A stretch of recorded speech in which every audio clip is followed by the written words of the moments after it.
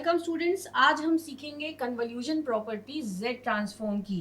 Convolution property Z transform की ये कहती है कि अगर हमारे पास टाइम डोमेन में दो सिग्नल्स हैं, सपोज x1n और x2n, और अगर हम टाइम डोमेन में इन दोनों सिग्नल्स का करें कन्वोल्यूशन, तो उस केस में उनके जो z ट्रांसफॉर्म्स होते हैं उन z ट्रांसफॉर्म्स का हो जाएगा z डोमेन में मल्टीप्लिकेशन।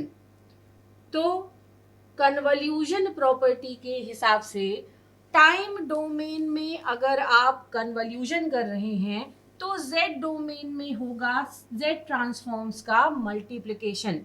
अब हम पहले इस प्रॉपर्टी को प्रूव करते हैं। प्रूफ करने के लिए हम शुरुआत करते हैं कन्वोल्यूशन के मैथमेटिकल एक्सप्रेशन से। x1n को जब हम x2n के साथ कन्वॉल्व करेंगे, उसके इक्विवेलेंट जो मैथमेटिकल एक्सप्रेशन बनेगा वो है summation from k is equals to minus infinite से प्लस इनफाइनाइट x1 के x2n माइनस k। यहाँ पे k को कहा जाता है कन्वोल्यूशन वेरिएबल, यानी कन्वोल्यूशन के ऑपरेशन में ये एक वेरिएबल की तरह काम करता है।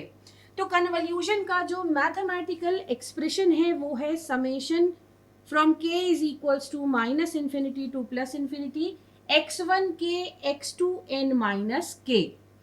अब हम आते हैं z ट्रांसफॉर्म कैलकुलेट करने वाले फॉर्मूले पर। हमें पता है कि किसी भी सिग्नल का z ट्रांसफॉर्म होता है summation from n is equals to minus infinite से plus infinite x n z to the power minus n। हमारा सिग्नल जिसका हम z ट्रांसफॉर्म एस्टिमेट करना चाहते हैं, जिसका z डोमेन में एनालिसिस करना चाहते हैं, वो दो सिग्नल्स के कन्वोल्यूशन से हमें मिल रहा है। तो हम मानते हैं कि ये पूरा सिग्नल है हमारा x डैश n।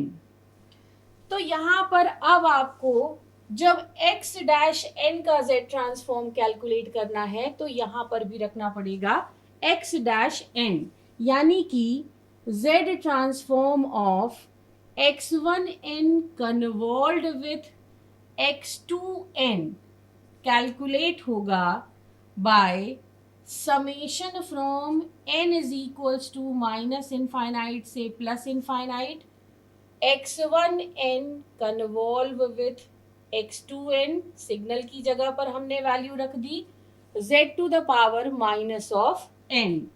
इसके बाद हम इस कन्वोल्यूशन का मैथमेटिकल एक्सप्रेशन यानी कि ये वाला रखेंगे तो हमें ये इक्वेशन मिल जाएगी माइनस इनफाइनाइट से प्लस इनफाइनाइट, एक और समेशन आ जाएगा जो आ रहा है आपके कन्वोल्यूशन के कारण। तो पूरी यही इक्वेशन हम यहाँ पर रखेंगे x1 के x2n माइनस k। ये कन्वोल्यूशन का एक्सप्रेशन हमने रख दिया।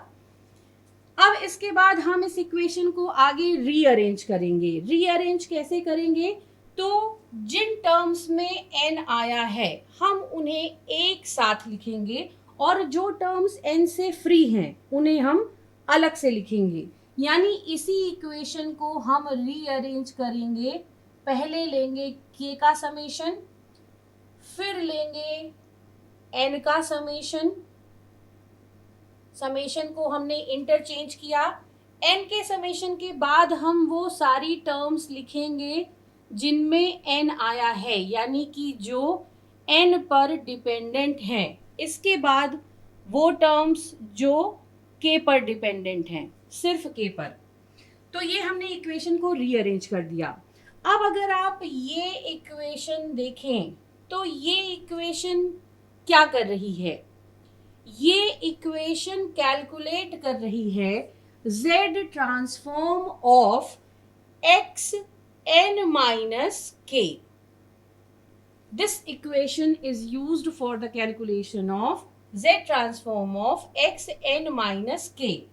हमने शिफ्टिंग प्रॉपर्टी में देखा था कि अगर एक्स एन का z ट्रांसफॉर्म, अगर एक्स एन का z ट्रांसफॉर्म एक्स जेड है तो एक्स एन माइनस के का z transform z to the power minus K X Z होगा।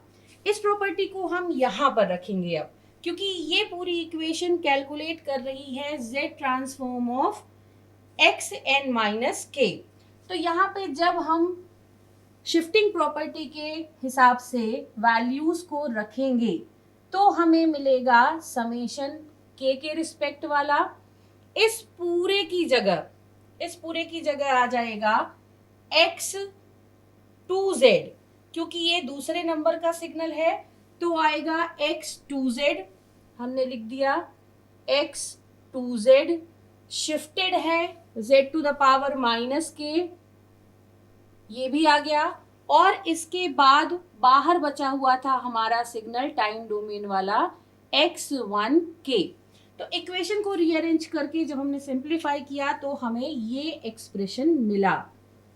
अब इस इक्वेशन को हम फिर से रीअरेंज करेंगे। कैसे रीअरेंज करेंगे इस इक्वेशन को?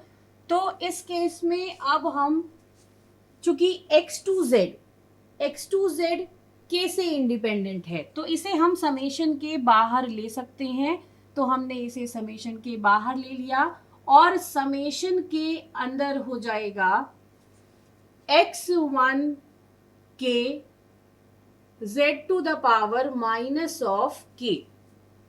जब हम इस इक्वेशन में k की जगह पर रख दें n तो ये हो जाएगा summation from n is equals to minus infinity to plus infinity x1n z to the power minus of n, यानी z ट्रांसफॉर्म कैलकुलेट करेगा ये x1n का z ट्रांसफॉर्म x1z था, हमने पहले डिफाइन किया। तो इस पूरी इक्वेशन की जगह पर हम रख सकते हैं x1z, तो हमें रिजल्ट में मिल गया x1z इंटू x2z। किसके बदले मिला? z transform of x1n convolve with x2n, यानी टाइम डोमेन में आपका कन्वोल्यूशन हो रहा है, वहीं पर z डोमेन में z ट्रांसफॉर्म्स का मल्टीप्लिकेशन हो रहा है। तो इसके द्वारा हम इस थ्योरम को प्रूव करते हैं कि टाइम डोमेन का कन्वोल्यूशन z डोमेन का मल्टीप्लिकेशन होता है। अब इस कन्वोल्यूशन प्रॉपर्टी को हम सॉल्व करने में सिग्नल्स को कैसे यूज कर सकते हैं? तो सपोज हमारे पास हैं दो सिग्नल्स x1n और x2n, जहां पर x1n की वैल्यू है 1 1 और x2n की वैल्यू है 1 2। हमें कहा गया है कैलकुलेट करने के लिए x1n और x2n के बीच कन्वोल्यूशन। तो या तो आप फॉर्मूला बेस्ड कैलकुलेशन कीजिए या फिर कीजिए z ट्रांसफॉर्म की कन्वोल्यूशन प्रॉपर्टी को यूज। कैसे करेंगे z ट्रांसफॉर्म की कन्वोल्यूशन प्रॉपर्टी को यूज? तो सबसे पहले हम इसका z ट्रांसफॉर्म कैलकुलेट करेंगे।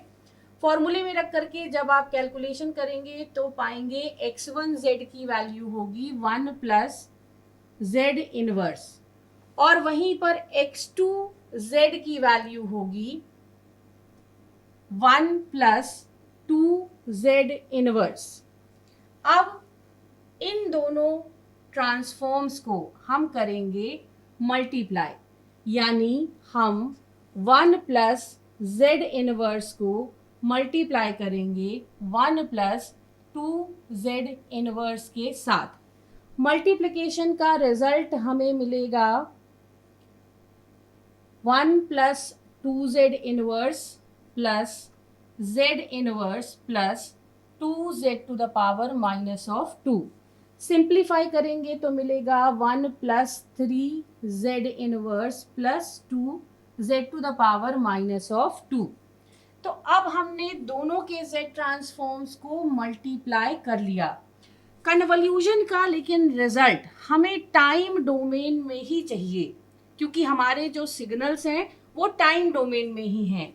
तो अब हम मल्टीप्लिकेशन के बाद जो z ट्रांसफॉर्म मिल रहा है इसे लेकर के आएंगे जब टाइम डोमेन में, तो वो कहलाएगा कन्वोल्यूशन का फाइनल रिजल्ट। तो इसे जब आप टाइम डोमेन में लेकर के आएंगे, उस केस में फॉर्मूले के अनुसार जब हम गणना करते हैं तो ये n इज इक्वल्स टू 0 वाला एम्पलीट्यूड वैल्यू होती है, तो हम इसे पहले लिखेंगे। इसके बाद z की -1 पावर के साथ जो कांस्टेंट होगा वो n इज इक्वल्स टू 1 पर सिग्नल का एम्पलीट्यूड देगा। तो 1 पर हमें एम्पलीट्यूड मिल रहा है 3, -2 के साथ जो कांस्टेंट होगा वो होगा n इज इक्वल्स टू 2 पर सिग्नल की वैल्यू, तो हमें वैल्यू मिल रही है 2। यानी हमारा सिग्नल जो हमें कन्वोल्यूशन के बाद x1n और x2n के मिलेगा वो सिग्नल है 1 3 2। तो इस तरह से हम कन्वोल्यूशन प्रॉपर्टी का यूज करके बहुत आसानी से कैलकुलेट कर सकते हैं दो सिग्नल्स के बीच कन्वोल्यूशन का रिजल्ट। तो इस तरह से कन्वोल्यूशन प्रॉपर्टी यूज की जाती है।